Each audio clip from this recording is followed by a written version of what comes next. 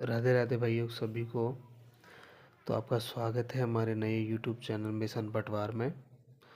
हम पिछली वीडियो में जो मरुस्थलीय प्रदेश है, हम फिजिकल डिवीज़न पढ़ रहे थे और उसमें भी जो मरुस्थलीय प्रदेश है उसके बारे में हमने अच्छे से डिटेल्स में चर्चा की थी और थोड़ी सी चीज़ें बच गई थी। मैं आपको लास्ट में समझा रहा था कि एक तो था काजरी, एक संस्था है, ठीक है ना, और एक थी आपकी जो है आफरी, ठीक है ना। सेंट्रल जो काजरी है उसको बोला जाता है central arid zone research institute, ठीक है ना, और जो आफरी है उसको बोला जाता है एरिड फॉरेस्ट्री रिसर्च इंस्टीट्यूट, ठीक है ना। शुष्क जो केंद्र वो जो काजरी है उसको बोलते हैं केंद्रीय शुष्क क्षेत्र अनुसंधान संस्थान, ठीक है, और जो आफरी है उसको बोला जाता है शुष्क बागवानी अनुसंधान संस्थान, ठीक है। तो देखो हम उनके बारे में थोड़ी सी मैं आपको डिटेल्स में बताता हूँ कुछ चीज़ें। तो देखो एक संस्था है जिसको हम नाम देते हैं काजरी, ठीक है ना। कल हमने जो लास्ट खत्म किया था उसके बाद से पढ़ना स्टार्ट करते हैं। तो दो संस्था है, एक का नाम है काजरी जिसको इसका पूरा नाम है सेंट्रल एरिड जोन रिसर्च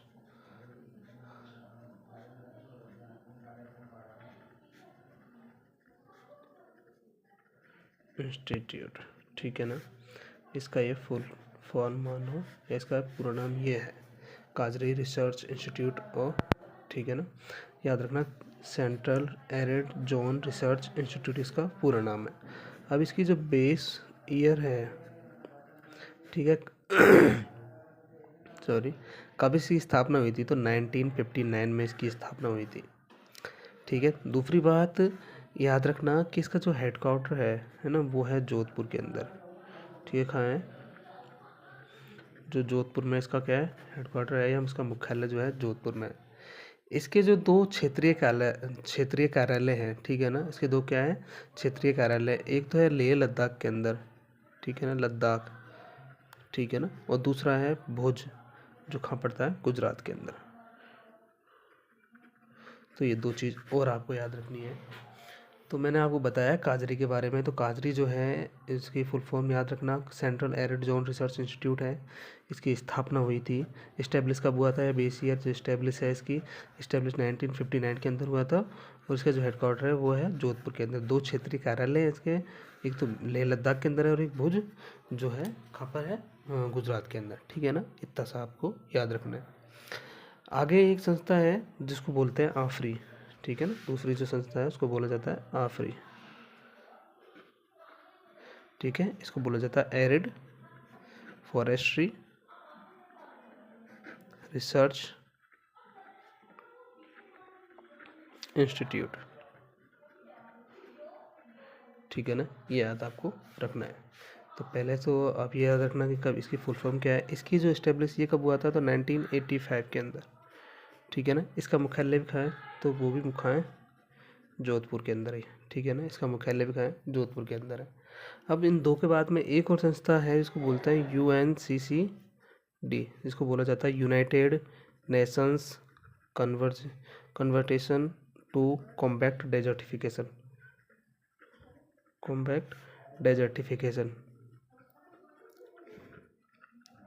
ठीक है ना। इसको याद रखना UNDP को, ठीक है। इसकी स्थापना को देखा जाए तो इसका गठन या स्थापना कब हुई थी, याद रखना 1994 में इसकी स्थापना हुई थी, ठीक है। ये क्या करता है UNCCD, जो मरुस्थलीय है ना, मरुस्थल जो फैल रहा है उसको मरुस्थलीकरण के रोकथाम हेतु एक क्या है, एक अंतर्राष्ट्रीय स्तर की एक संस्था है जो मरुस्थलीकरण की जो रोकथाम हेतु क्या है, एक अंतर्राष्ट्रीय संस्था है, ठीक है ना। इतना से याद रखना है आपको, तो इसको बस, ठीक है। तो ये तीन महत्वपूर्ण संस्थान है, ठीक है। मरुस्थलीकरण के बारे में थोड़ी जो स्टडीज़ करते हैं मरुस्थलीकरण को रोकने के लिए या इन पर जो शोध हैं उन चीज़ों को करने के लिए, ये तीन संस्थाएं आपको याद रखनी है, ठीक है ना। अब मैं आगे चलता हूँ, थोड़ा सा और बताता हूँ आपको कि मरुस्थलीकरण को जो रोकने के कुछ उपाय हैं ना, वो देख लेते हैं एक बार और, ठीक है। तो आगे चलते हैं हम। क्या बता रहा था मैं, मरुस्थलीकरण को रोकने के कार्यक्रम कौन कौन से हैं। तो मरुस्थलीकरण हो रहा है ये, उसको रोकने के कार्यक्रम, तो मरुस्थलीकरण को रोकने के कौन कौन से कार्यक्रम है, तो एक चल रहा है अपन DPAP, ठीक है ना। कौन सा चल रहा है, DPAP, ठीक है। एक तो ये, दूसरा ये कब से चल रहा है, तो 1973 से 1974 से स्टार्ट हुआ, ठीक है। और ये सेंट्रल गवर्नमेंट और स्टेट गवर्नमेंट की दोनों की साझेदारी चल रहा है 50-50% पे, ठीक है ना। और ये वर्तमान में जो 14 डिस्ट्रिक्ट्स जो है ना उनमें चल रहा है, ठीक है। तस याद रखना। दूसरी बात याद रखना है कि DDP, ठीक है। दूसरा का कौन सा है, डेजर्ट डेवलपमेंट प्रोग्राम है एक, ठीक है ना, वो याद रखना, ठीक है। ये कब से, 1977 से 78 तब से चल रहा है, ठीक है। और ये जो है अब तक कौन से कितने डिस्ट्रिक्ट में चल रहा है, तो ये 22 डिस्ट्रिक्ट के अंदर। बस इतनी सी बातें आपको याद रखनी है, ठीक है ना। उसके बाद में ये भी ये भी चीज़ रखनी है, तो ये क्या, सेंट्रल और स्टेट, ये सेंट्रल स्टेट की भागीदारी थी, लेकिन सेंट्रल की इसमें जो भागीदारी है वो 75% है और स्टेट की 25% है। यहाँ 50-50% पे थी, 50-50% पे सेंट्रल गवर्नमेंट और स्टेट गवर्नमेंट की, लेकिन यहाँ ऐसा नहीं है, यहाँ 75% है और 25%, ठीक है। ये DDP जो है 22 डिस्ट्रिक्ट के अंदर चल रहा है। और जो मरुस्थल ये जो DPAP जो है ये कितने में चल रहा है, ओनली फॉर 40 डिस्ट्रिक्ट के अंदर चल रहा है। तीनों ऐसे याद कर लेना, ये 73 और 74 में स्टार्ट हुआ था, ये 77-78 में स्टार्ट हुआ, ये 14 डिस्ट्रिक्ट के अंदर, ये 22 डिस्ट्रिक्ट के अंदर, ये 50-50% में, ये 75-25 के रेशियो में चल रहा है, ठीक है ना। एक और आपको मैं बताऊं, जैसे कि मरु विकास, एक और याद कर लो इसी के साथ, ठीक है ना। एक और है, इसको क्या बोला जाता है, मरु विकास बोर्ड। एक मरु विकास बोर्ड है, इसकी स्थापना कब हुई थी, तो 1966 के अंदर हुई थी, ठीक है ना। इसको और याद रख लेना इसी के साथ में, ठीक है। तो ये मेरे हिसाब से मैंने जितना आपको बताया, ये ओनली फॉर एक पार्ट पढ़ा अभी तक हमने, जिसको बोला जाता है पश्चिमी मरुस्थलीय प्रदेश, ठीक है। अब हम जो सेकंड पार्ट है इसका, है ना, जो सेकंड भौतिक प्रदेश है राजस्थान का, उसके बारे में देखते हैं। तो जो सेकंड भौतिक प्रदेश है, ठीक है ना, इसको बोला जाता है अरावली प्रदेश, ठीक है। अब इसके बारे में अच्छे से अब हम कोशिश करेंगे आज के इसको इसी वीडियो में कंप्लीट करें, ठीक है। तो जो अरावली प्रदेश है, ठीक है ना, अरावली प्रदेश के बारे में एक पहली बात तो आपको ये याद रखनी है, हमें फैक्ट रूप से आपको बताता चलूँगा जल्दी जल्दी, कि सबसे पहले तो याद रखना है कि ये प्राचीनतम बलित पर्वत में कैसा है, प्राचीनतम है। दूसरा ये बलित है, ठीक है ना, प्राचीनतम बलित एवं अपशिष्ट पर्वत है, ठीक है ना, अपशिष्ट पर्वतमाला है, ठीक है ना। क्या याद रखना है कि ये प्राचीनतम भी है, सबसे प्राचीनतम है, बलित एवं अब प्रेजेंट टाइम में कैसी है, ओनली फॉर ये अपशिष्ट के रूप में रह गई है, ठीक है ना। तो वर्तमान में कैसी अरावली पर्वत श्रृंखला है, ओनली फॉर अपशिष्ट के रूप में रह गई है, ठीक है ना। और ये किस काल में इसका सबसे, तो मैंने आपको ये बता ही दिया था, तो प्री कैम्ब्रियन किस काल में, ठीक है ना। काल कौन सा है इसका, प्री कैम्ब्रियन युग, है ना। याद रखना इसको, किस निर्माण कब हुआ था इसका, प्री कैम्ब्रियन युग में इसका निर्माण हुआ था। अब इसका विस्तार पूछे आपसे कि इसका विस्तार कहाँ से कहाँ तक है, तो याद रखना विस्तार तो इसका किससे, तो सिरोही, ठीक है ना, उदयपुर, राजसमंद, अजमेर, सीकर, झुंझुनू, दौसा, इन वाले डिस्ट्रिक्ट के अंदर है इसका विस्तार, ठीक है ना, सारे के सारे, ठीक है, याद रखना। लेकिन आपको ये पूछा जाता है एग्जाम में आए कि इसका विस्तार, अभी मैं आपको थोड़ी इसकी जो बेसिक स्टूडेंट है वो बता रहा हूँ, बाकी हमको इसको डिटेल्स में देखेंगे कि इसका मैप के हिसाब से कहाँ तक है, ठीक है ना। उसके बाद में एक विस्तार हो गया, इसके बाद में ये मान लो कि यहाँ से इसकी विशेषता स्टार्ट है ना, विशेषता क्या क्या विशेषता है, तो वो सारी मैं आपको बताता हूँ, ठीक है ना। इसकी विशेषता होगी। उसके बाद में एक चीज़ याद रखना है आपकी, ये अरावली जो प्रदेश है ना, इसका ये 4 संभागों में, अरावली पर्वतीय जो प्रदेश है उसका कहते, कितने प्रदेश में विस्तार है इसका, 4 संभागों में विस्तार है। तो कौन कौन से, जैसे जोधपुर में, जोधपुर संभाग, जयपुर संभाग, अजमेर और उदयपुर, इन 4 संभागों में इसका विस्तार है, ठीक है ना। सब एक बात और याद रखना कि सबसे प्राचीनतम है, मैंने आपको पहले ही बता चुका हूँ, सबसे प्राचीनतम भौतिक प्रदेश, सबसे प्राचीनतम भौतिक फिजिकल डिवीजन, ठीक है ना, सबसे प्राचीनतम फिजिकल डिवीजन ये है। उसके बाद में यहाँ से एक NH गुजरता है, जो कौन सा है, NH-48, ठीक है। ये सबसे पुराना है NH, जो पुराने वाले NH को माने, जैसे पुराने NH की संख्या, जो नेशनल हाईवे की संख्या वो थी 8, अभी नए NH हाईवे की संख्या के अनुसार यहाँ से कौन सा है, NH-48, जो यहाँ से समानांतर इसके गुजरता है, ठीक है ना। याद रखना है इस चीज़ को। एक यहाँ पे जो है, उसके बाद में एक चीज़ और याद रखना है कि इसका एरिया कितना है, इसका एरिया है 9%, और यहाँ जो पॉपुलेशन निवास करती है वो कितनी करती है, 10% निवास करती है, इस चीज़ को याद रखना। इसके बाद में यहाँ रेन कितनी होती है, वर्षा कितनी होती है, तो याद रख लेना आप इसको कि 50 से 90 सेंटीमीटर तक यहाँ वर्षा होती है, ठीक है। उसके बाद में यहाँ जो क्लाइमेट पाई जाती है ना, क्लाइमेट कौन सी पाई जाती है, तो उपाद्र, ठीक है ना, उपाद्र जो प्रकार की जलवायु पाई जाती है। उसके बाद में ये एक बात और कि यहाँ पे है जो अवशेष, ये किसका अवशेष है तो मैं आपको बता चुका हूँ कि हमारे यहाँ अंगारा लैंड के अवशेष नहीं है, गोंडवाना लैंड के अवशेष है, तो गोंडवाना लैंड का ये भाग है, ठीक है ना। उसके बाद एक चीज़ अब याद रखना है इसमें, किसी जो औसत ऊंचाई है वो 930 मीटर है। इसकी औसत ऊंचाई कितनी है? 930 मीटर है। अब इसमें दो चीज़ और याद रखना कि एक तो है कि यहाँ पर एक कृषि की जाति, इसको बोलते हैं चिमाता, और एक है दजिया, ठीक है ना। एक तो क्या है? चिमाता, एक है आपकी दजिया। चिमाता किसको बोलते हैं? जो भील जनजाति है ना, उस भील जनजाति के द्वारा जो पहाड़ी क्षेत्रों में, भील जनजाति के द्वारा जो पहाड़ी क्षेत्र है ना, उन पहाड़ी क्षेत्रों में जो वनों को काट कर की जाती है ना, उसी को क्या कहते हैं? चिमाता कहते हैं। लेकिन दजिया क्या है कि भील जनजाति और जो डामोर जनजाति है, उसको मैदानी क्षेत्र जो है ना, उनको मैदानी क्षेत्रों को, मैदानी भागों में जो वनों को काट कर की जाती है ना, उसको बोलते हैं। ये तो भील जनजाति जो पहाड़ों पे जो वन है ना, उनको काट कर करते हैं पहाड़ी क्षेत्र में। ये दजिया समतल मैदान पे जो पहाड़, वो जो है मैदान है, जो मैदानी क्षेत्र समतल भाग में जो वन है उनको काट कर चुकी जाती है, उसको क्या बोलते हैं? दजिया बोला जाता है। तो इतनी बात आपको समझ में आई होगी, ठीक है ना। अब हम इसको कुछ ऐसे, इसके कुछ उपनाम है, ठीक है ना। जैसे अरावली प्रदेश है, इसके कुछ क्या है? उपनाम है। जैसे मैं बताता हूँ आपको उपनाम क्या क्या है इसके, ठीक है ना। अरावली प्रदेश के क्या क्या उपनाम है, जैसे कि इसको जो है सरोई के अंदर क्या बोला जाता है, ठीक है। इसको बूंदी में क्या बोला जाता है, ठीक है ना। इसको हरियाणा में क्या बोला जाता है, ठीक है। तो ये आपको याद होनी चाहिए, कभी कभी प्रश्न आता है यहाँ से। और इसको उदयपुर में क्या बोला जाता है, तो देखो सुरोही के अंदर इसको जो है क्या बोला जाता है, इसको सुरोही के अंदर आबू गुलाब बोला जाता है, आबू गुलाब, ठीक है ना। आबू गुलाब इसको कहाँ बोला जाता है? सुरोही के अंदर। बूंदी में तो आपको पता ही होगा, इसको अडावाली, अडावली पर्वत, ठीक है ना, अडावली बोला जाता है। हरियाणा में इसको जो है ढोंसी, ढोंसी की पहाड़ी, ठीक है। और उदयपुर के अंदर इसको क्या बोला जाता है? थोड़े मेरे माइंड से, उदयपुर में शायद इसको, इसको आड़ा का, आड़ा बाटा बोलते हैं, सॉरी आड़ा बाटा बोलते हैं, क्या बोलते हैं? आड़ा बाटा बोला जाता है। तो देखो वापस बता देता हूँ मैं आपको, हमने क्या क्या पढ़ा है अभी तक। कि सबसे पहले तो याद रखना आपको, जो प्राचीनतम बलित पर्वतमाला है, ठीक है, प्री कैम्ब्रियन युग में बनी थी। विस्तार इसका कहाँ है तो देखो मैं बताऊँ तो वापस सिरोही है, उदयपुर है, राजसमंद, उसके बाद में ये जो शेखावाटी बेल्ट है उसमें है ज़्यादातर चीज़ें है ना, सीकरचूर झुंझुनवाड़े है ना, और ब्यावर है, खैरतल तिजारा, इन साइड है ना। 4 संभागों में इसका विस्तार है, कौन? जोधपुर, जयपुर, अजमेर एंड उदयपुर। सबसे क्या है, ये प्राचीनतम जो है फिजिकल डिवीजन है NH48, जो पुराने के हिसाब से कौन सा है? NH8। इसका एरिया 9% है, पॉपुलेशन 10% पाई जाती है। इसका जो रेन है इसमें जो 50 से 90 हमें उपाद्र जलवायु पाई जाती है। गोंडवाना लैंड जो है उसका ये पार्ट है, ठीक है। और इसकी जो हाईएस्ट जो ऊंचाई, औसत जो एवरेज है इसकी जो हाइट है वो कितनी है? 930 मीटर है। उसके बाद में इसके हम उपनाम देखे थे, तो सिरोही के अंदर, सिरोही में इसको क्या बोला जाता है, और जो ये बूंदी है, बूंदी में क्या बोला जाता है, और जो हरियाणा है, हरियाणा में क्या कहा जाता है इसको, और उदयपुर में क्या कहा जाता है, हमने ये चीज़ें देखी थी।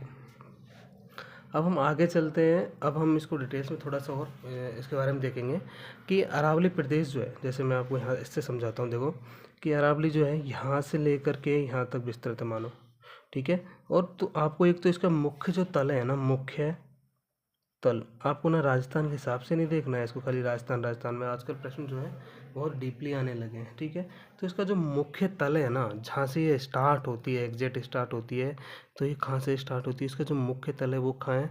अरब सागर जो है ना, अरब सागर में एक जगह है लक्षद्वीप, ठीक है ना। तो इसका जो मुख्य तल है वो कहाँ है? यहीं है, ठीक है ना। तो इसका मुख्य तल कहाँ है? अरब सागर, लक्षद्वीप में। इसको अरब सागर को क्या बोला जाता है? अरब सागर या लक्षद्वीप, ये कह सकते हैं। अरावली का उद्गम कहाँ से होता है? यहीं से होता है। और यहाँ पे भी लक्षद्वीप में भी कह सकते हैं आप, लक्षद्वीप में मिनिकॉय एक द्वीप है, ठीक है। क्या है? मिनिकॉय द्वीप है। तो अरब सागर का जो मुख्य तल कह सकते हैं, या फिर इसका उत्पत्ति स्थल कह सकते हैं, या फिर एक बात और याद रखना आप कि अरावली का गर्भगृह भी कह सकते हैं अरब सागर को। तो अरब सागर क्या कहा जाता है? अरावली का गर्भगृह भी बोला जाता है। तो अरावली का गर्भगृह किसको बोला जाता है? अरावली को बोला जाता है। मुख्यतः ये जो है कहाँ से? अरब सागर से गुजरती, अरब सागर इसका मुख्य तल है, ठीक है। उसके बाद में आपको याद रखना है कि ये भारत के अंदर कहाँ से, किन किन डिस्ट्रिक्ट, किन किन स्टेट्स हो गए। तो भारत में सबसे पहले आप याद रखना कि 4 जो है, 3 राज्यों के अंदर से गुजरती है। तो देखो, तो है गुजरात, ठीक है। गुजरात के पालनपुर एक जगह है, पालनपुर, ये पालनपुर से स्टार्ट होती है गुजरात में, ठीक है ना। अब ये पालनपुर से स्टार्ट होती है, तो उसके बाद में आता है राजस्थान, और राजस्थान के बाद में आता है हरियाणा, ठीक है। अब हरियाणा उसके बाद में दिल्ली तक जाती है, ठीक है सर, कहाँ तक जाती है, दिल्ली तक। अब मैंने बोला है आपको 3 डिस्ट्रिक्ट्स के अंदर, सॉरी 3 स्टेट के अंदर, लेकिन ये दिल्ली क्या है, यूटीज है। एग्जाम प्रश्न आता है कि अरावली श्रृंखला जो है, अरावली पर्वतमाला जो है राजस्थान के कितने जो है राज्यों से गुजरती है ना, तो आपको याद रखना है 3 डिस्ट्रिक्ट्स और 1 यूटीज है, ऐसे याद रखना है इसको, है ना। 3 डिस्ट्रिक्ट्स कौन कौन से, सॉरी स्टेट कौन कौन से, गुजरात पहला, दूसरा राजस्थान और तीसरा है हरियाणा। हरियाणा में मैंने बताया आपको, इसको डोसी पर्वत के नाम से, डोसी पहाड़ी के नाम से, दिल्ली में जो है रायसीना हिल्स, ठीक है, इसको याद रखना है आपको अच्छे से। एक मिनट रुकिए, ठीक है फ्रेंड्स, आगे चलते हैं हम, ठीक है। तो ये याद रखना है आपको अच्छे से, ठीक है ना, ये सारी चीज़ें जो मैंने आपको बताई। अभी 4 जो डिस्ट्रिक्ट, 4 स्टेट के अंदर, सॉरी 3 स्टेट और 1 यूटीज के अंदर गुजरती है, ठीक है। अब अपने को क्या करना है कि राजस्थान वाला स्पेशल पोर्शन है, हमको पढ़ना है। देखो मैं आपको वापस समझाता हूँ कि अरावली का जो मुख्य तल है वो अरब सागर है, ठीक है। अरब सागर को ही अरावली का जो है उद्भव गर्भगृह बोला जा सकता है, ठीक है।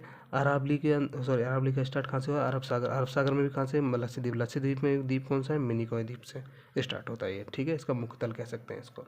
उसके बाद में इसको देखा जाए तो 4 जो डिस्ट्रिक्ट हैं 3, वो स्टेट है ना, 12वां डिस्ट्रिक्ट याद आ रहा है, ठीक है। तो गुजरात है एक तो स्टेट, दूसरा है राजस्थान और तीसरा है हरियाणा। अब ना तो हमें हरियाणा के बारे में डिटेल्स में पढ़ना है, ना ही हमें दिल्ली के बारे में डिटेल्स पढ़ना है। अपने को राजस्थान में कि जिसका विस्तार है वो कहाँ से लेकर कहाँ तक है, तो उसके बारे में आप यहाँ से देखो। जैसे ये है राजस्थान का, तो यहाँ एक खेतड़ी है, यहाँ जो सुरोई, नीचे सुरोई, ऊपर झुंझुनू, तो झुंझुनू में एक जगह इसको बोलते हैं खेतड़ी, ठीक है, और सुरोई के अंदर है पालनपुर, ठीक है ना। तो इतना से आपको याद रखना है कि राजस्थान में कहाँ से लेकर इसका कहाँ तक विस्तार है, ठीक है ना। तो राजस्थान में कहाँ से लेकर कहाँ तक विस्तार है इसका, राजस्थान में है इसका विस्तार है जो है सुरोई से लेकर के झुंझुनू तक है, ठीक है। जगह पूछना हम जाते हैं, खेतड़ी से लेकर पालनपुर तक है, ठीक है। पालनपुर नहीं, सॉरी खेड़ ब्रह्मा है यहाँ पर, खेड़ ब्रह्मा, सॉरी गलती से लिखा हुआ गया, पालनपुर तो इंडिया के अंदर है, ठीक है ना। इंडिया में कहाँ से स्टार्ट होती है, पालनपुर से, ठीक है। इंडिया में पालनपुर से स्टार्ट होती है, जो है गुजरात के अंदर है ये, ठीक है। और राजस्थान में जो है सुरोई से स्टार्ट होकर और ये खेतड़ी झुंझुनू तक जाती है, खेड़ब्रह्मा सुरोई से, ठीक है ना। अब याद रखना है कि आपको इसकी जो टोटल लेंथ है, जैसे ये दिल्ली से लेकर के जो ये गुजरात तक है, यहाँ ये दिल्ली तक जाती है ना, रायसीना हिल्स तक है ना, जो दिल्ली संसद भवन है उसी में बना हुआ है। ये जो टोटल लेंथ है ना इसकी, यहाँ दिल्ली से और ये गुजरात तक की जो लेंथ है, इसको ये टोटल है 692 किलोमीटर्स। लेकिन अपने को ओनली फॉर ये राजस्थान वाली याद रखनी है, तो ये है 550 किलोमीटर्स, ठीक है। क्या इतनी सी बात आपको याद रहेगी, ठीक है। इतना से याद रखना कि यहाँ पर जो है टोटल कितनी है, 692 किलोमीटर, जो पालनपुर से लेकर के और कहाँ रायसीना दिल्ली तक है, पालनपुर गुजरात से लेकर के रायसीना दिल्ली तक है। लेकिन अपने को एक ही याद रखना है, राजस्थान के अंदर कितनी है, तो 550 किलोमीटर है, ठीक है ना, जो सुरोई खेड़ब्रह्मा से लेकर खेतड़ी झुंझुनू तक है। बस इतनी ही बातें थी इसके बारे में, थोड़ी चीज़ें। अब हम इसको एक डिटेल्स में थोड़ा सा अब अलग अलग, जैसे उत्तरी अरावली, मध्य अरावली और दक्षिणी अरावली के बारे में थोड़ा देखते हैं। इससे पहले मैं एक चीज़ और बताता हूँ आपको, ठीक है। यहाँ देखिए आप कि इसके बारे में थोड़ी सी और चीज़ें हैं, जैसे कि अबुल फजल एक व्यक्ति है, अबुल फजल, ठीक है। तो अबुल फजल ने जो है अरावली को क्या कहा था, तो अरावली को जो है ऊँट की गर्दन की संज्ञा दी है। किसकी संज्ञा दी है अबुल फजल ने इसको, ऊँट की गर्दन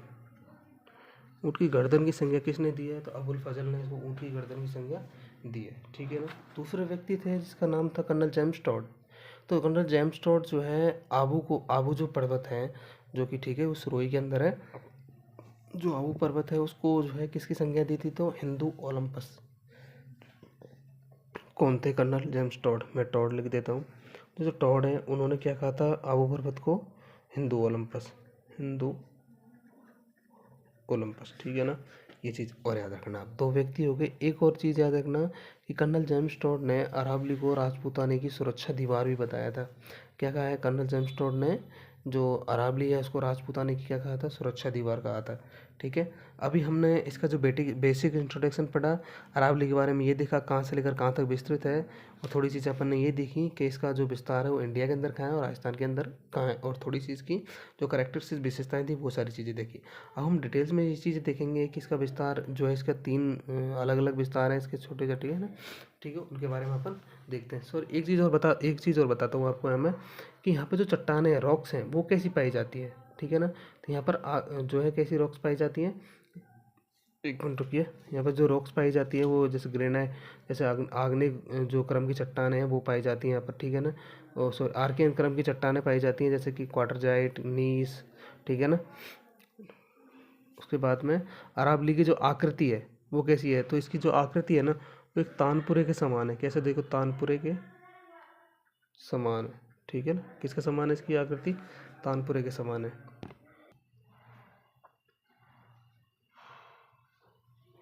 ठीक है फ्रेंड्स, तो आगे चलते हैं। अभी हम इसको 3 पार्ट में डिवाइडेशन करके बढ़ेंगे। ठीक है, इसमें सबसे पहला है उत्तरी अरावली। ठीक है, दूसरा है मध्य अरावली, और जो तीसरे नंबर का है वो है दक्षिणी अरावली। ठीक है, 3 पार्ट में अलग अलग करके हम इसको पढ़ेंगे। अब जो उत्तरी अरावली है, अब इस उत्तरी अरावली का विस्तार कहाँ से लेकर कहाँ तक है, इसकी सर्वोच्च चोटी का नाम क्या है, इसमें पाई जाने वाली कुछ पहाड़ियाँ हैं उनका नाम क्या है, उसके बारे में हम एक एक करके अब चर्चा करते हैं। देखिए ना, सबसे पहले उत्तरी अरावली है, तो उत्तरी अरावली का विस्तार कौन कौन से ज़िलों के अंदर है। ठीक है, तो वो देखें कौन कौन से ज़िले हैं। जैसे अलवर आता है, अभी प्रेजेंट टाइम के अनुसार बताता हूँ मैं आपको। अलवर आता है, खैरतला आता है, तिजारा आता है, कोटपुतली बहरोड आता है, उसके बाद में जयपुर है, दौसा है, सीकर है और झुंझुनू है। ठीक है ना, ये पोर्शन आते हैं। झुंझुनू का ओनली फोर जो दक्षिणी पार्ट है ना वो आता है। ठीक है, इतना से याद रखना आप इसमें ना। दूसरी बात याद रखनी है कि इसकी जो हाईएस्ट जो ऊंचाई है ना, औसत है, सॉरी एवरेज जो हाइट है वो कितनी है, तो 450 मीटर है इसकी एवरेज हाइट। ठीक है, तीसरा पॉइंट याद रखना है, इसका जो सर्वोच्च शिखर है, सर्वोच्च शिखर, उसका नाम क्या है, रघुनाथगढ़। रघुनाथगढ़ जो कहाँ पड़ता है, सीकर में, और उसकी हाइट लेंथ कितनी है, 1055 मीटर है। ठीक है, उसके बाद में अन्य चोटियाँ भी हैं इसके अंदर जो मैं आपको बताऊंगा उसको थोड़ी देर बाद में, है ना। पहले इस बार इतना से याद देखो आप, है ना। दूसरा मध्य अरावली का विस्तार कहाँ है, तो ओनली फॉर इसका मुख्यतः जिसको अजमेर जो है ना, इसका मुख्य विस्तार ओनली फॉर अजमेर में ही है ज़्यादातर। ठीक है ना, बाकी जैसे उत्तरी जो कह सकते हैं दक्षिणी जयपुर भी आता है, पर आप याद मत करना, इसमें इतना याद करना है इसका विस्तार कहाँ है, ओनली फॉर अजमेर, ज़्यादा अजमेर में, ब्यावर में इनका विस्तार है ज़्यादातर। ठीक है, और आपको दक्षिणी अरावली का विस्तार देखना है तो सिरोही, उदयपुर, उसके बाद में सलूम्बर, राजसमंद, पाली, डूंगरपुर, बांसवाड़ा, भीलवाड़ा, चित्तौड़, प्रतापगढ़, इन डिस्ट्रिक्ट के अंदर इसका विस्तार है। ठीक है, अब जो मध्य अरावली है ना, सॉरी मध्य अरावली है, इसकी जो हाईएस्ट जो एवरेज हाइट है वो है 700 मीटर। ठीक है, और इसकी है 1000 मीटर, 1000 मीटर। ठीक है ना, जब हम लास्ट में इसको कंपेयर करेंगे तो मैं आपको एक बार सारा रिवीजन करवा दूंगा। अभी फिलहाल आप देखें, देखो इसकी जो पहले तो याद रखना है कि डिस्ट्रिक्ट किन किन डिस्ट्रिक्टों में विस्तार है इसका। दूसरा, इसकी एवरेज जो हाइट है वो कितनी है। इसकी सर्वोच्च शिखर रघुनाथगढ़ है, इसका सर्वोच्च शिखर का, इसके सर्वोच्च शिखर का नाम क्या है, गौरम जी। ठीक है, जिसकी हाइट कितनी है, 933.72 मीटर्स। ठीक है, तैयार जो कहाँ पर है, ये ब्यावर के अंदर है अभी वर्तमान में, तो ये ब्यावर में, वैसे अजमेर में काउंट होती है। ठीक है, उसके बाद में इसके जो सर्वोच्च शिखर है उसका नाम है गुरु शिखर, जिसकी हाइट कितनी है, 1722। ठीक है, 1727 मान लो, जब उसकी जो मंदिर है उसको भी काउंट कर लेते हैं, 1727 मीटर हो जाती है। ठीक है ना, क्या इतनी सी बातें आपको याद रही। हमने इसका ओनली फॉर विस्तार पढ़ा है इसके तीनों में, कि इसका विस्तार उत्तरी अरावली का कहाँ है, मध्य अरावली का है और दक्षिणी अरावली का है। अब मैं तुम्हें कुछ चीज़ें और बताता हूँ, जैसे कि इसमें जो उत्तरी अरावली है, इस उत्तरी अरावली में रघुनाथगढ़ के अलावा अन्य चोटियाँ हैं, तो वो कौन कौन सी हैं वो देखो। रघुनाथगढ़ के अलावा देखो, जैसे एक रघुनाथगढ़, दूसरी आती है खो, ठीक है, एक आती है हर्षनाथ, क्या नाम से आती है, हर्षनाथ। ठीक है, एक आती है भरोच, एक आती है बरवाड़ा। ठीक है, एक आती है बबाई। ठीक है, एक आती है बिलाली। मैं इनको क्रम से बता रहा हूँ, आपको क्रम से याद रखना है अपन को, है ना। बिलाली के बाद में आती है बैराठ। ठीक है, उसके बाद में आती है सिरवास, उसके बाद में भानगढ़, जयगढ़ और नाहरगढ़। ये अन्य चोटियाँ हैं इसके अलावा, जैसे रघुनाथगढ़ सबसे पहले हो गई, उसके बाद में खो हो गई। ये सारी चीज़ मैं आपको डिस्ट्रिब्यूट बताता हूँ। जैसे खो हो गई तो खो जयपुर में है, और रघुनाथगढ़ भी खाएँ, रघुनाथगढ़ सीकर में है, ये खाएँ। जो खो जयपुर में है, हर्ष पर्वत अलवर के अंदर है, और जो ये भरोच है, ये भरोच भी अलवर के अंदर ही है, ठीक है ना। ये बरवाड़ा जो है ना, ये बरवाड़ा खाएँ, झुंझुनू के अंदर है, ठीक है। और ये बबाई पहले नीम का थनाम थी, अब लेकिन ये अभी सीकर के अंदर है, इतना से याद रखना। और ये आपको पता ही है नाहरगढ़ वाली, ये सब जयपुर के अंदर है। और ये सिरवाड़ और जो बैराट है ना, सिरवाड़ तो कहाँ है, अलवर के अंदर, ठीक है ना। और ये कोटपुतली जो बैराट है, ये कोटपुतली बहरोड के अंदर है। ये इतनी सी बात है, आप याद रखना। तो ये अन्य चोटियाँ हो गई। लेकिन एग्ज़ाम में ना अब जो है कुछ और ये तो होगी चोटियाँ हैं नाम से, लेकिन यहाँ क्या कुछ पहाड़ियाँ पाई जाती हैं, जैसे कि पालखेत की पहाड़ियाँ हो गई, उसके बाद मालखेत की पहाड़ियाँ हो गई, मनोहरपुरा की पहाड़ियाँ हो गई, ठीक है ना। और जैसे कि हर्षनाथ की पहाड़ियाँ होंगी, जो चोटियाँ उनके नाम से कुछ पहाड़ियाँ भी हैं, ठीक है ना। जैसे पालखेत की पहाड़ियाँ, एग्जाम प्रश्न आता है, पालखेत और मालखेत की पहाड़ियाँ आपको पता होगा सीकर के अंदर है, ठीक है ना। तो देखो पालखेत की पहाड़ियाँ तो खाएँ, सॉरी पालखेत की पहाड़ियाँ तो है झुंझुनू के अंदर, ठीक है। और जो मालखेत की पहाड़ियाँ हैं वो है सीकर के अंदर। और एक है खंडेला, जो खंडेला की पहाड़ियाँ हैं ना, वो सीकर के अंदर ही है, और हर्ष पर्वत भी सीकर के अंदर है, ठीक है ना। तो ये कुछ पहाड़ियाँ हैं, इनके बारे में आप याद रखना, ठीक है ना। तो ये हो गया मध्य अरावली, सॉरी उत्तरी अरावली हो गया पूरा कंप्लीट। मध्य अरावली के अंदर तो आपको एक ही चीज़ याद रखनी है कि यहाँ पर ये चोटियाँ हैं ना, गोराम जी, इसके अलावा भी अन्य जैसे कि मोराम जी, जिसकी 933, जैसे ये 72 है ना, ये आप ये एक्स्ट्रा करना 934 याद करना है इसको, 20 ये 934 है, ठीक है। इतनी सी याद रखना है इस चीज़ को, ठीक है। इसके अलावा भी है, जैसे कि यहाँ पे है तारागढ़, एक है चोटी, इसको बोलते हैं तारागढ़ चोटी, जो है इसकी लंबाई है 873। एक है नाग पहाड़, इसकी है 795 मीटर्स, सब मीटर में है ना, मीटर। ये अन्य चोटियाँ होगी इसकी, ठीक है। दक्षिणी अरावली की तो देखो बहुत सी अन्य चोटियाँ हैं, मैं आपको अलग से बता देता हूँ उनके बारे में। देखो सबसे पहले गुरु शिखर है, गुरु शिखर के बाद में कौन कौन सी है, तो देखो शेर है, दिलवाड़ा है, जरगा है, अचलगढ़ है, कुंभलगढ़ है, धोनिया है, ऋषिकेश है, और कमलनाथ है, और सज्जनगढ़ है। देखो उनके बारे में बताता हूँ आपको। जैसे कि शेर है, इसकी 1597 है, ठीक है ना। दिलवाड़ा की है 1442, और जरगा की है 1431, और इसकी 1381, 1244, 1183, ठीक है ना। इनको याद रखना, जैसे मैंने क्रम से लिखे हैं ना, उस हिसाब से बता रहा हूँ। ऋषिकेश की लंबाई कितनी है, तो 10, 17, और जो कमलनाथ है ना, इसकी है 1001, और जो सज्जनगढ़ है इसकी है 938, ठीक है। इतनी सी याद रखना आप, ठीक है ना। उसके बाद में भी अन्य चोटियाँ जैसे मोराम जी होगी, ठीक है ना। तो मोराम जी 934 आ जाएगी। उसके बाद में खो आ जाएगी जिसकी 920 है ना। उसके बाद में अन्ना जाती है जैसे सायरा, ठीक है, तो सायरा की है 900 है ना। उसके बाद में आ जाती है आपकी तारागढ़, ठीक है। तो तारागढ़ की मैंने बताई थी ना आपको भी थोड़ी देर पहले, कितनी लंबाई तारागढ़ की, ये रही 873। उसके बाद में 873 होगी, उसके बाद में आ जाती है, सॉरी 873 उसके बाद में आएगी, पहले लीलागढ़ आएगी जिसकी 874 है, पहले याद कर लो लीलागढ़। उसके बाद में तारागढ़ याद कर लेना। उसके बाद में नागपानी आ जाएगी। नाग पहाड़ तो कहाँ पर है, मध्य अरावली के अंदर, ठीक है ना। और नाग पहाड़ी जो है ना, नागपानी 867 इसकी किलोमीटर लंबाई है। और एक है गोगुंदा, ठीक है ना। तो गोगुंदा की हाइट कितनी है, 804 मीटर। ये दक्षिणी अरावली की अन्य चोटियाँ। मैं अभी आपको थोड़ी देर बाद में और चोटियाँ बताऊंगा, एक क्रम से बता दूंगा इनको। लेकिन अभी हमने क्या देखा कि उत्तर अरावली की अन्य चोटियाँ, मध्य अरावली की अन्य चोटियाँ, और दक्षिणी अरावली की अन्य चोटियाँ के बारे में हमने देखा, ठीक है। अब इसके बाद में ये तो था बेसिक इंट्रोडक्शन ऑफ अरावली, ठीक है। उससे पहले हमने सारी विशेषताएं देखी थी, अब ये हो गया। अब हम क्या देखते हैं कि मध्य अरावली के, सॉरी ये जो अरावली है, इसमें कुछ अन्य जो सब चोटियाँ, जैसा आजकल जो प्रश्न आता है वो चोटियों को लेकर पूछा जाता है। तो मैं आपको एक काम करता हूँ कि जो चोटियाँ हैं ना, उनको एक जो है वो उसमें बताता हूँ, मैं बोलता हूँ आपको, लिखा नहीं जाएगा। तो सबसे पहले नंबर की आती है गुरु शिखर, ठीक है। दूसरे नंबर की आती है शेर, ठीक है। और जो तीसरे नंबर की आती है देलवाड़ा, ठीक है। 4 नंबर पर आती है जरगा, ठीक है। तो जो 5 नंबर पर आती है उसको बोलते हैं अचलगढ़। और जो छठे नंबर पर आती है वो है आबू। 7वें नंबर पर आती है जिसको बोलते हैं कुंभलगढ़। और 8वें नंबर पर आती है धोनिया, ठीक है। 9वें नंबर पर आती है जयराज। 10वें नंबर पर रघुनाथगढ़। 11वें नंबर पर मालखेत। और 12वें पे आती है लोहागढ़, ठीक है ना। और जो 13वें नंबर पे आती है उसको बोलते हैं ऋषिकेश। और 14 नंबर पे आती है कमल। 15 नंबर पे जो आती है उसका नाम है भोजगढ़, ठीक है। और 16 नंबर पे आती है उसका नाम है सुंदर पर्वत। 17 पे आती है माकड़ मंगरा, ठीक है। 18 नंबर पर आती है सज्जनगढ़, ठीक है। और जो 19 नंबर पर आती है वो है मोरामजी, ठीक है। और फिर 20 नंबर पर आती है 20 नंबर पर कौन सी आती है, खो आती है, ठीक है।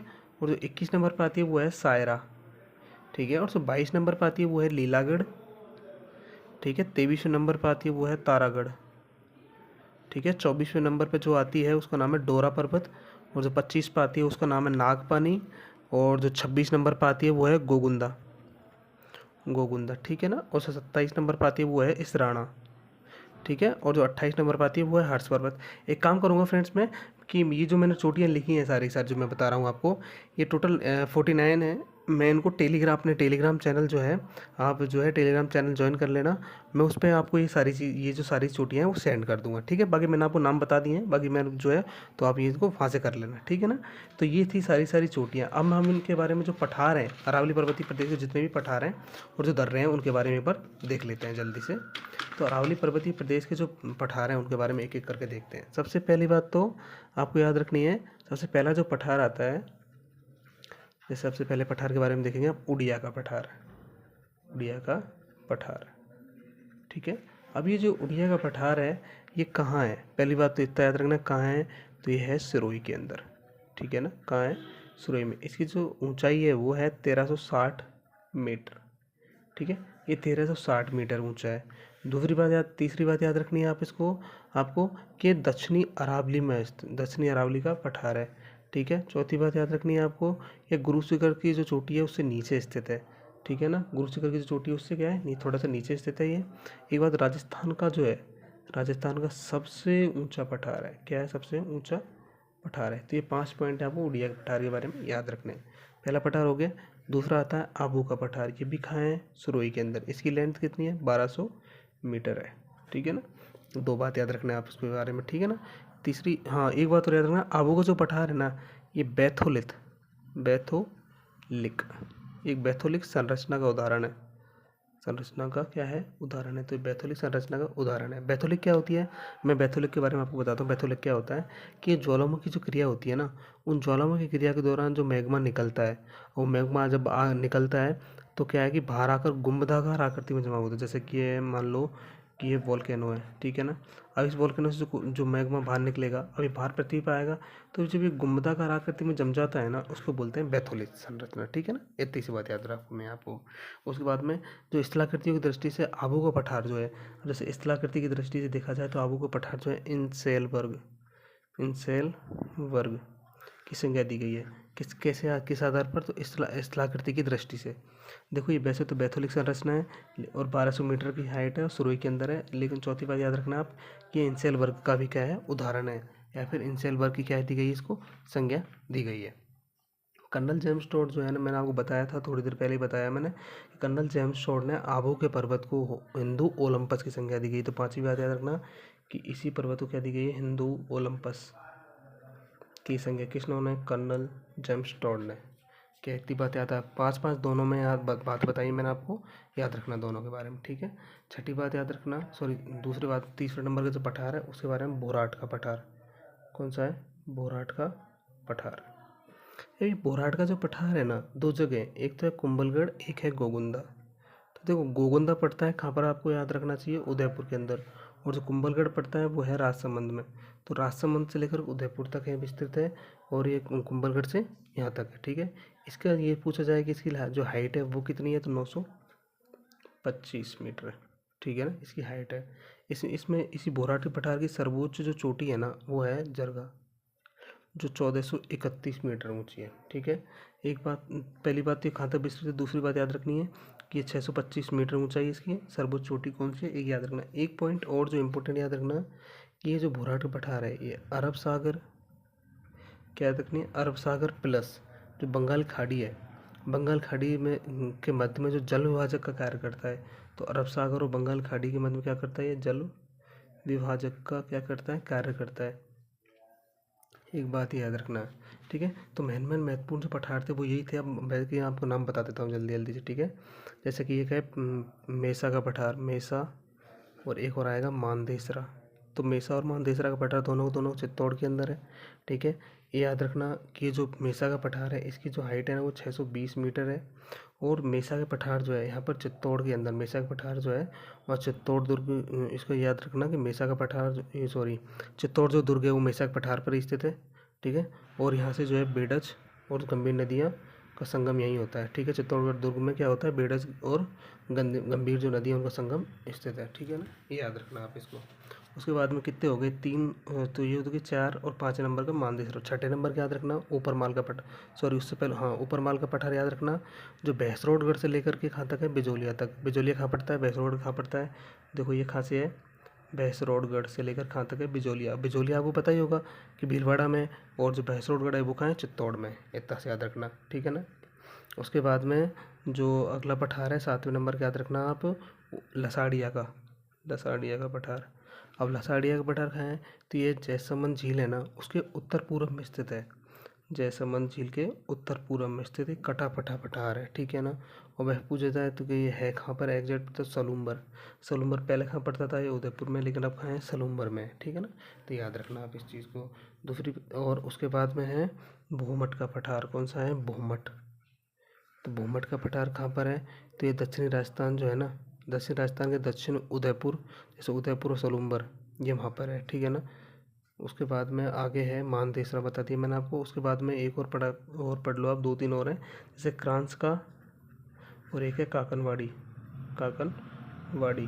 तो एक तो है क्रांस का और एक है काकनवाड़ी, ये दोनों दोनों कहाँ है, अलवर के अंदर है। तो ये महत्वपूर्ण मैं आपको पठार बता दिए जो अरावली के अंदर जो महत्वपूर्ण पठार थे वो। अब इसके बाद में कुछ दर्रे हैं, उसके बाद में ख़त्म हो जाएगा पोर्शन, ठीक है। तो दर्रों को आप स्पेशल रूप से याद रखना है ना, क्योंकि यहाँ से कभी कभी अच्छे प्रश्न बनते हैं, ठीक है। तो दर्रों को देख लो एक बार जल्दी से, कि पहली बात याद रखो कि जो महत्वपूर्ण दर्रे हैं उनको अलग अलग हिसाब से पढ़ो। जैसे कि मध्य अरावली, मध्य अरावली, क्योंकि उत्तरी अरावली में कोई दर्रे हैं नहीं। अब मध्य अरावली में कौन कौन से दर्रे हैं, तो देखो सबसे पहले याद रखना कि एक तो है कांचवली दर्रा, कांचवली दर्रा, ये कहाँ पर है, तो जैसे ये टोडगढ़ के अंदर है, टोडगढ़ के यहाँ ब्यावर, ब्यावर पहले, अब पहले अजमेर पड़ता था लेकिन अब कहाँ है, ब्यावर के अंदर है। तो एक तो ये हो गया। दूसरा है पीपली, पीपली दर्रा भी कहाँ है, ब्यावर के अंदर ही है, ठीक है। तीसरा है स्वरूप घाट, स्वरूप घाट, ये कहाँ है, ये भी कहाँ है, ब्यावर के अंदर है, ब्यावर के अंदर है ये भी, ठीक है ना। उसके बाद में एक बरदर्रा।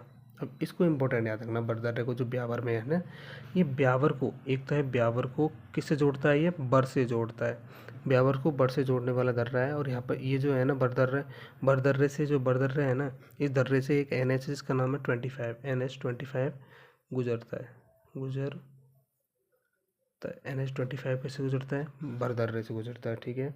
उसके बाद में 5वें नंबर का है, जिसको 5वें नंबर का है परवेरिया, परवेरिया दर्रा, ये भी कहाँ है, ब्यावर के अंदर है। एक है 6ठे नंबर का है जिसको बोलते हैं शिवपुरा, ये भी कहाँ है, ब्यावर के अंदर है। उसके बाद में एक और दर्रा है, याद रखना आप इसको, सूरा दर्रा। ये सारे के सारे ब्यावर के, तो ब्यावर के अंदर कितने दर्रा बताए मैंने आपको, साथ देखो, देखो ऊपर से देखो वापस से। एक है कच्छावली दर्रा, एक है सॉरी कांचवली दर्रा, एक है पीपली, एक है स्वरूप घाट, एक है बर दर्रा, एक है परवेरिया, एक है शिवपुरी और एक है सूरा घाट, ठीक है। ये जितने भी दर्रे बताए सारे के सारे कहाँ हैं, ब्यावर के अंदर हैं। उसके अलावा अन्य भी हैं, जैसे कि एक है खामली घाट, या किसको बोल सकते हैं, कामली घाट, ठीक है ना। कामली घाट हो गया, दिवेर हो गया, और हल्दी घाटी दर्रा हो गया, ठीक है। देखो कामली घाट और गौरम घाट, सॉरी कामली घाट हो गया, और दूसरे नंबर का याद रखना है तो गौरम घाट, गौरम घाट और कामली घाट, दिवेर दर्रा और हल्दी घाटी, ये चारों के चारों जो दर्रे हैं वो राजसमंद के अंदर है, ठीक है। कहाँ है, राजसमंद के अंदर है। तो इतनी सी बात याद रखनी है आपको। राजसमंद में कौन कौन से हैं, तो सीधे से याद कर लेना कि गौरम घाट और खामली घाट या कामली घाट हो गया, दिवेर दर्रा और हल्दी घाटी दर्रा, ये सब के सब कहाँ पर है, राजसमंद के अंदर है, ये हो गया। उसके बाद में तो उसके बाद में दक्षिणी अरावली, दक्षिणी अरावली, तो दक्षिणी अरावली के अंदर कौन कौन से दर्रे हैं, तो देखो मैं बताता हूँ दक्षिणी अरावली कौन कौन से दर्रे हैं। तो पाली से स्टार्ट करो आप, ठीक है। तो पाली में कौन कौन से हैं, तो देखो देसूरी दर्रा है एक तो, ठीक है।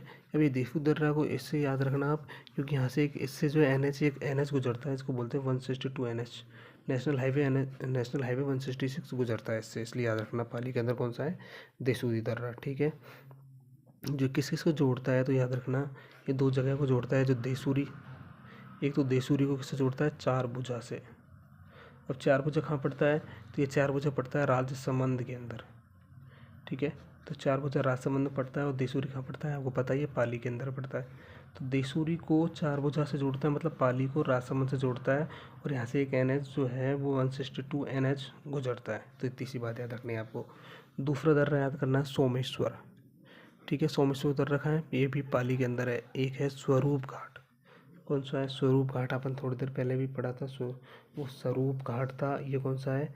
ये स्वरूप है। वो कौन सा था? स्वरूपा घाट। ये सॉरी, स्वरूपा घाट था। स्वरूपा स्वरूपा घाट था, और ये स्वरूप घाट दर्रा जो कहाँ पर है? पाली के अंदर है। ठीक है ना। उसके बाद में 3 हो गए। चौथे नंबर का याद रखना आप, हाथीगुड़ा। अपन थोड़ी देर पहले पढ़ा था हाथी दर्रा। ओ सॉरी, वो तो नहीं पढ़ा। उससे पहले अब आगे याद करते हैं। हाथी, वो तो हल्दी घाटी था। एक तो है हाथीगुड़ा, एक आएगा थोड़ी देर बाद में हाथी दर्रा, जो उदयपुर के अंदर है। ठीक है ना। तो हाथीगुड़ा जो है वो तो है कहाँ पर? राजसमंद में। अब इसको थोड़ा अच्छे से याद रखना आप, कि यहाँ से एक NH गुजरता है जिसको बोलते हैं 27। ठीक है, यह दर्रा जो है पाली जो है उस पाली को राजसमंद से जोड़ता है। हाथीगुड़ा किसको जोड़ता है? पाली को किससे जोड़ता है? राजसमंद, या कह सकते हैं कि मारवाड़ को मेवाड़ से जोड़ता है। ठीक है, इतनी सी बात याद रखनी है आपको।